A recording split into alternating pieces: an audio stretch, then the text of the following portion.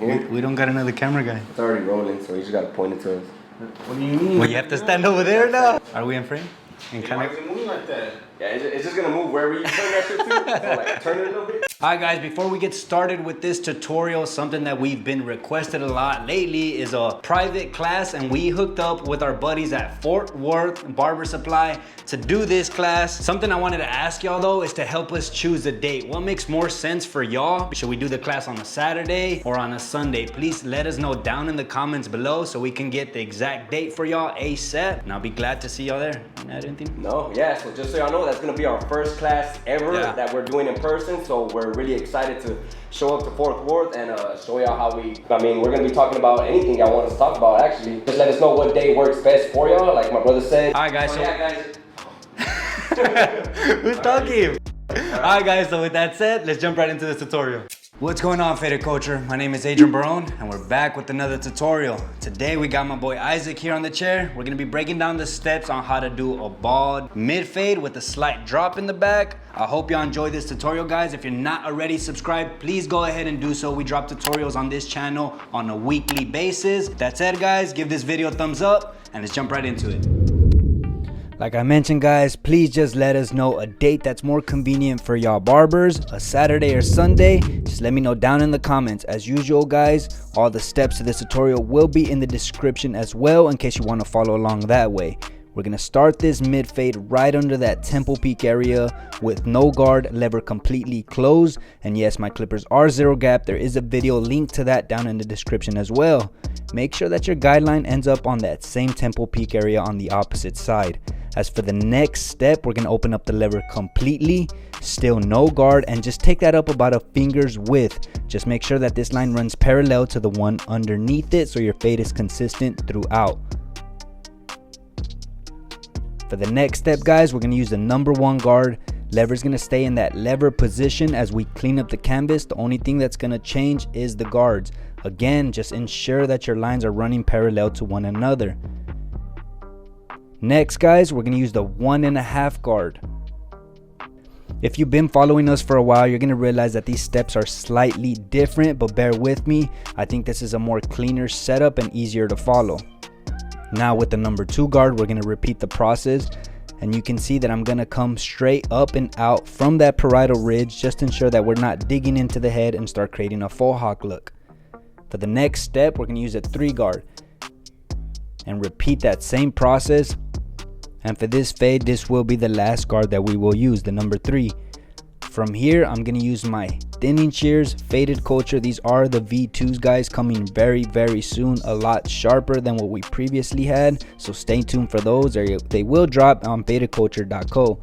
So we're going to use these thinning shears to finish connecting the sides to the top, just to remove that bulk that we had on the parietal and crown ridge area. By now, you should have only 2 guidelines compared to what we used to do is 3.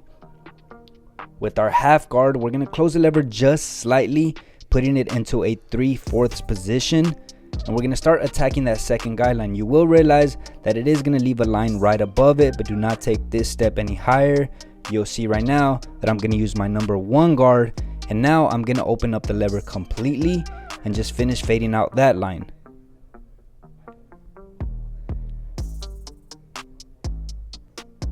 And go ahead and take these steps as a rule of thumb. If you feel that you need to close the lever just slightly to remove that line, then go ahead and do so. Now you should have the last line that we created with the lever closed.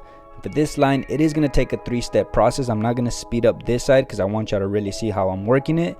I start with the lever closed, take that up just a bit, and then I go ahead and open up the lever halfway, take that up just a bit. You'll notice that I'm using mainly the corners of the clipper. And finally, lever completely open. Again, it's just a 3-step process. And I always like to break this last step into sections on the head. You're gonna notice I'm gonna focus just on the left side of the head. And this is actually how I work when I'm actually cutting hair in the barbershop. This is not just for tutorial purposes. I like to take as much time as possible on this last line and give it as much attention to detail. Go ahead and repeat that same 3-step process, now just on the back side, and then finish off with just the right side. If you don't break this last line down into those 3 sections, guys, I highly suggest you try so. Now with my half guard, I'm gonna go ahead and put lever play, because this is gonna vary from one side of the head to another. Now I'm just gonna attack those dark areas with mainly the corners of the clipper, just so I don't take the fade up any higher than I need to. Now using my trimmer in this forward position to get a lot closer to the scalp, then go ahead and turn it around and blend out that faint line that leaves.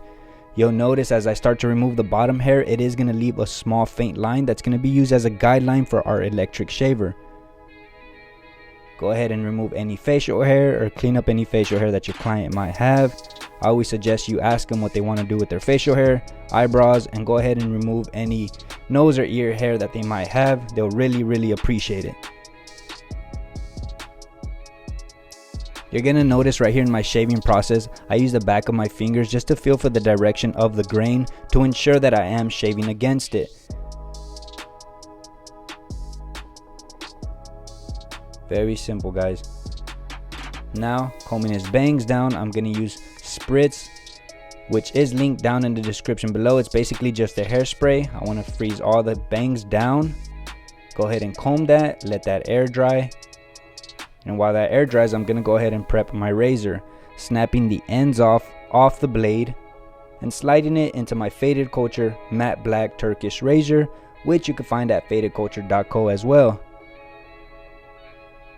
Starting from the very center, I like to work my way to one side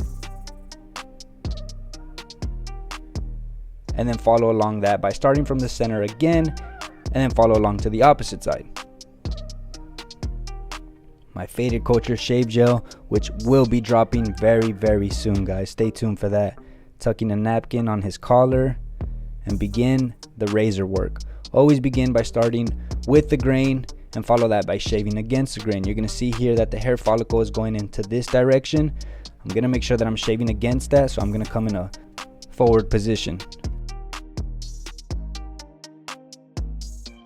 I always use my blow dryer to dust off my client as much as possible. My goal is for them to get up off my chair and go about their day. I'm gonna finish it off with a little bit of hair enhancements. And here's the before and after, guys, just a slight comparison. I hope y'all enjoyed this short tutorials, guys. I hope y'all took something new from it. Again, please let me know down in the comments below when y'all would want that class. We are looking to do it next month, so please give us that feedback, guys. As usual, my name is Adrian Barone. Thank y'all so much for tuning in. I'll catch you on the next one. Peace.